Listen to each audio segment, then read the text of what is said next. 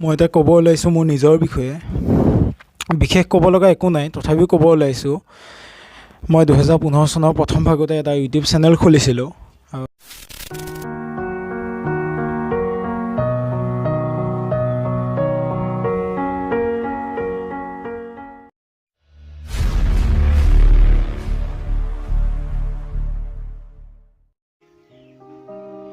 নমস্কাৰ বন্ধুসকল, welcome back to my channel all Asom Joy vlogs. বন্ধুসকল, তোমালোকক মোৰ এটা নতুন ভিডিঅ'ৰ মাজলৈ স্বাগতম জনাইছোঁ। ব'লক ভিডিঅ'টো আৰম্ভ কৰোঁ।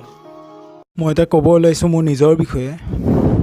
বিশেষ ক'ব লগা একো নাই, তথাপিও ক'ব ওলাইছোঁ। মই 2015 চনৰ প্ৰথম ভাগতে এটা ইউটিউব চেনেল খুলিছিলোঁ।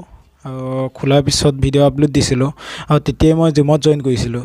সেই জিমলৈ যোৱাৰ সময়তে ভিডিঅ'বোৰ কৰিছিলোঁ আৰু ভিডিঅ'বোৰ ইউটিউবত দিছিলোঁ। ইউটিউবত দিয়া যিটো ভিডিঅ' সেই ভিডিঅ'টোৰ বেকগ্ৰাউণ্ডত এটা সম্পূৰ্ণ গানেই দি দিছিলোঁ। গানটো দিয়াৰ ফলত কি হৈছিল, মোৰ কপি ষ্ট্ৰাইক আহি গৈছিল। কপি ষ্ট্ৰাইক বহুকেইটা ভিডিঅ' তেনেকৈ দিয়াৰ পিছত কপি ষ্ট্ৰাইক আহি গ'ল। তাৰপিছত চেনেলটো মোৰ বন্ধ হৈ গ'ল। তেনেকৈ থাকি 2015 চনৰ মাজভাগত আকৌ এটা চেনেল খুলিলোঁ। তেতিয়া মই বিশেষ সেই বিষয়বিলাক জনা নাছিলোঁ। কপি ষ্ট্ৰাইক কিয় আহে, কেনেকৈ আহে, কি দিলে আহে, সেই বিষয়লৈ একো জনা নাছিলোঁ। সেইকাৰণে 2 নম্বৰ চেনেলটোৰ ক্ষেত্ৰতো সেই একেই হ'ল, বন্ধ হৈ গ'ল। তেনেকৈ থাকি সফলটো হ'ব নোৱাৰিলোঁ। তেনেকৈ থাকি 2018 চনৰ শেষত মই ভাবিলোঁ এটা ইউটিউব চেনেল খুলিম নতুনকৈ, ভাল ব্লগিং ভিডিঅ' বনাম।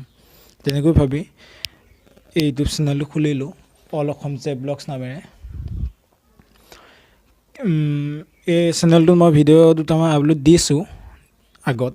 আপোনালোকে যদি চোৱা নাই চাব ভিডিঅ'কেইটা, কেনেকুৱা লাগিছে ভিডিঅ'কেইটা, কি হৈছে সেয়া আপুনি কমেণ্ট কৰি জনাব। মাত্ৰ কষ্ট কৰিছোঁ ইউটিউবৰ ক্ষেত্ৰত, বিশ্বাস কৰোঁ ইউটিউবত ভাল ফল এদিন পাম বুলি। সেইকাৰণে কষ্ট কৰি আছোঁ। কেৱল আপোনালোকৰ কথা, সেই কষ্টখিনি বুজি সহায় দিয়ে বা নিদিয়ে সেয়া আপোনালোকৰ কথা। মাত্ৰ মই কষ্ট কৰি গৈছোঁ।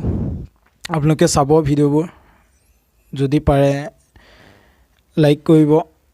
যদিহে ভাল লাগে লাইক কৰিব, যদি বেয়া লাগে ডিছলাইক কৰি দিব, একো নাই মোৰ।